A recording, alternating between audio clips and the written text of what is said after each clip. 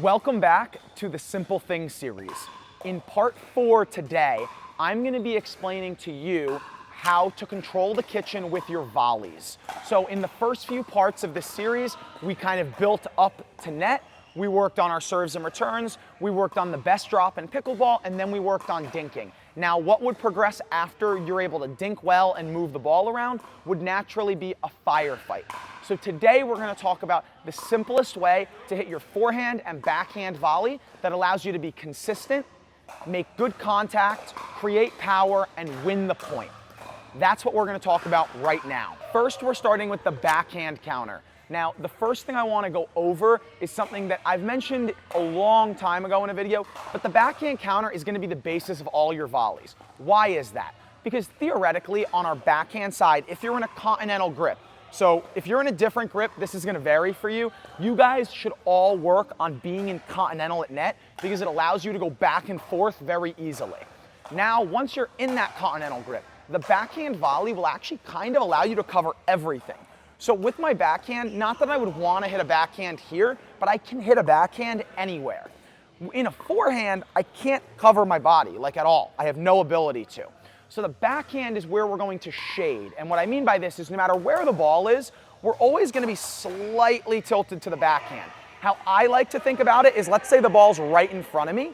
I'm going to point my paddle forward and then do a 1 hour adjustment on the clock. So if you picture a clock, right, you're at 12 o'clock for me. I'm going to adjust to 11. So I'm always going to be slightly shifted to the backhand, which allows me to be a little bit faster on that backhand side, which again is extra important.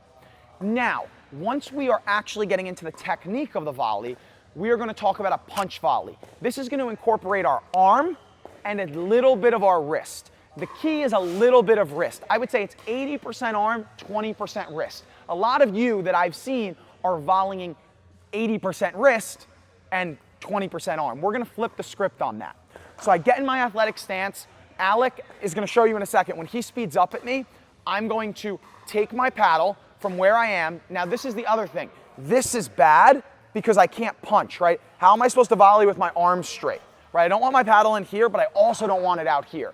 I think a good way to think about it is, where would you catch a ball? Right here. Arms bent, hands in front, right? Kind of this. That's where we're going to start with our ready position. And then as the ball comes, we're going to extend. We're not going to take back and then extend. We're going to start from here. We're going to set our wrist. So as we move forward, I turn my wrist and then I punch with my arm first. So I move my arm forward and I snap with my wrist. Bang, like that. That allows me to get power, consistency, and get the ball down. That is going to be the most effective. This is a punch, snap volley, something like that. That is how we're able to hit that backhand volley really well. And even if the ball's over here, I can still hit it like that. So there's lots of different options, and this allows us to cover the most of our body.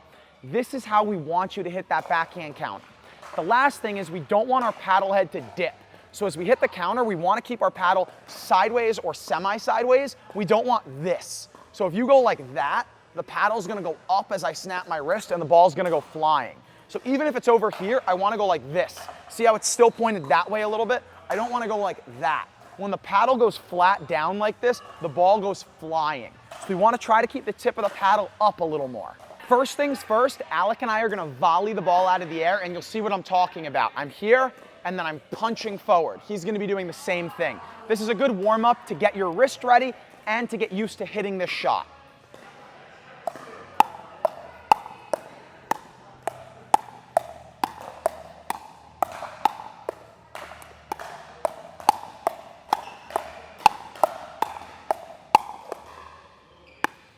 You can see how I was able to hit balls over here, over here, over here with the backhand. That kind of shows you the variety. Now, Alec's going to speed up the ball off the bounce, and you'll see what I mean about going from ready position to counter.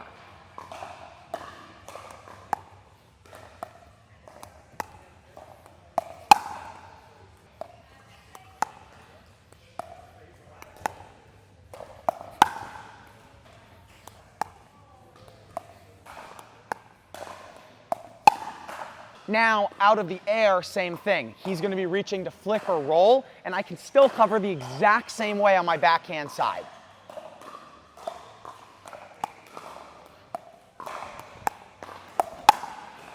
So even when I pop a ball up, I'm able to counter and give myself a shot.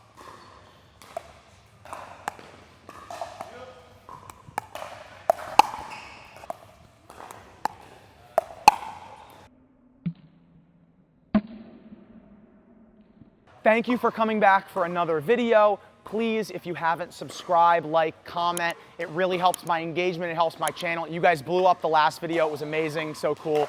So I hope this one does as well. Now, jumping onto the other side, we're gonna use the left side to focus on the forehand counter. So with the forehand counter, you have two different options. I'm gonna show you the easier one, but I will quickly touch on the little bit harder one. So you could counter what we call a snap. So some players do this, mainly like J.W. Johnson or Hayden Patrick, someone like them. And what they do when they counter is they stay in that ready position and they just open their wrists and they snap on the ball like this. I find that to be very challenging because the ball kind of goes flying. Those players are very talented. I think for me, I try to do the easier method.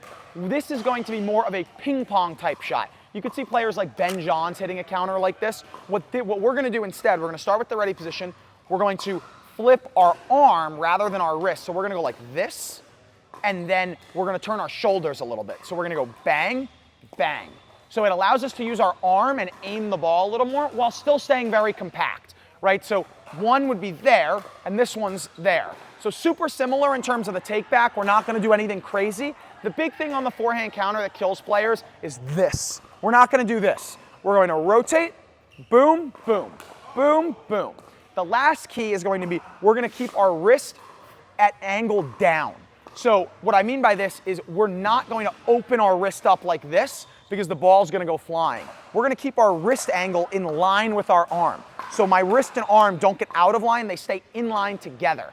And the last thing is we're gonna put a little bit of pressure on the upper part of our hand that allows us to get through the ball. By doing that, you'll be able to get the ball down, and if the ball's low, I can change my paddle follow through to get the ball up, right? So people ask, when the ball's low, how do I volley, right? I take my paddle back, and if it's below net, I'll follow through up instead of out. High, I follow through down. Low, I follow through up. That's an easy fix to make with this form. With the snap, it can be a little bit harder. Now, Alex's gonna speed up some balls, and you'll see how I open and counter them.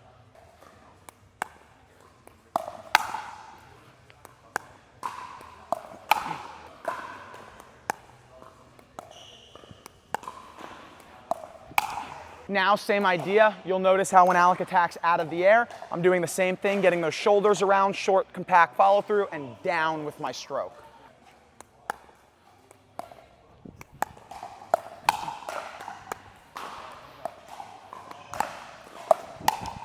Richie Recap, everyone. So here we're going to go over those two volleys we talked about. So again, building in this simple thing series from back all the way to the net. Now we've arrived at volleys. So on this is going to be how we end points, right? All the other stuff we talked about is great, but it pretty much sets up this part of the game, and you need to win these. So we built first the most important one, which is gonna be our backhand counter, and the focus there was our ready position, slight tilt, and then as it comes, we use our arm and our wrist to extend. No take back, that's a big issue, right? So if you can do that and extend, you'll be able to counter. The other thing is on that backhand, especially from the right, you can pretty much counter everything, which is a huge advantage. Jumping over to that forehand side, we were talking about there's two different options, right? You could snap your wrist. I recommend doing more of an arm turn because while it may be a tad slower, and I mean a tiny bit, the control and the reduction in errors is massive. So what the really important thing to focus on with that is going to be turning that shoulder and arm together, unit motion, keeping it short, and then following through. And then the last thing was, remember the ball height. So when the ball is above net, we're looking to follow through flat or down, and when the ball dips below net, we're going to drop and follow through up or up and through. That's how we're able to produce spin, put the ball away on the forehand, and be consistent. That forehand counter seems to be a huge issue for a lot of you, so this, I think, will make a big difference. Remember, in this Simple Things series, we are talking simple, right? Nothing complicated. We earn the looks, we volley the ball, right? This is something you're gonna be doing almost every point, so you're gonna get lots of practice. Don't worry if you mess it up, just keep working on it, and it will improve. Thank you for coming back for another video, and come back next week for the conclusion and final part of our Simple Things series.